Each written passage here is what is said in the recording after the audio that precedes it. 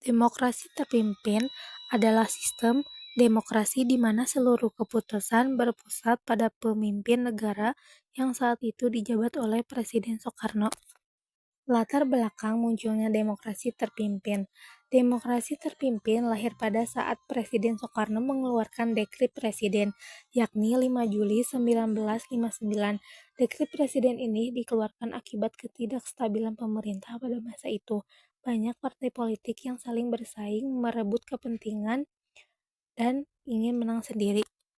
Tujuan yang pertama ada memperkuat kedaulatan nasional dan kemandirian negara.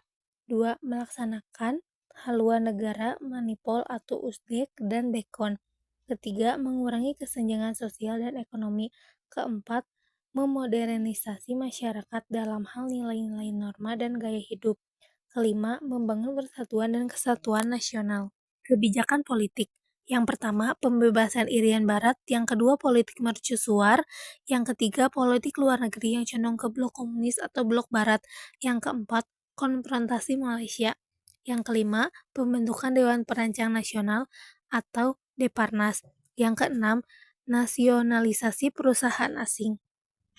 Kebijakan ekonomi yang pertama, sistem komando. Presiden mengatur ekonomi dengan sistem komando ke seluruh negeri. Yang kedua, nasionalisasi perusahaan asing. Pemerintah melakukan nasionalisasi perusahaan asing untuk mencapai kemandirian ekonomi. Yang ketiga, redistribusi tanah. Pemerintah melakukan redistribusi tanah untuk mencapai kemandirian ekonomi. Kebijakan sosial. Yang pertama, membentuk kelas khusus untuk lulus sekolah rakyat yang tidak dapat melanjutkan ke pendidikan. Yang kedua, menggiatkan gerakan koperasi sekolah. Kebijakan budaya yang ke-1, Lekra, singkatan dari Lembaga Kebudayaan Rakyat, adalah organisasi seniman dan kebudayawan haluan kiri yang didirikan pada tanggal 17 Agustus 1950 oleh A.S. Darta M.S. Ashar. Yang kedua, LKN, Lembaga Kebudayaan Nasional, merupakan organisasi kebudayaan yang berbeda langsung di bawah Partai Nasional Indonesia atau PNI. Dampak positif dari diterapkannya demokrasi terpimpin pada masa itu, penerapan demokrasi terpimpin bisa mencegah adanya krisis ekonomi yang berkepanjangan.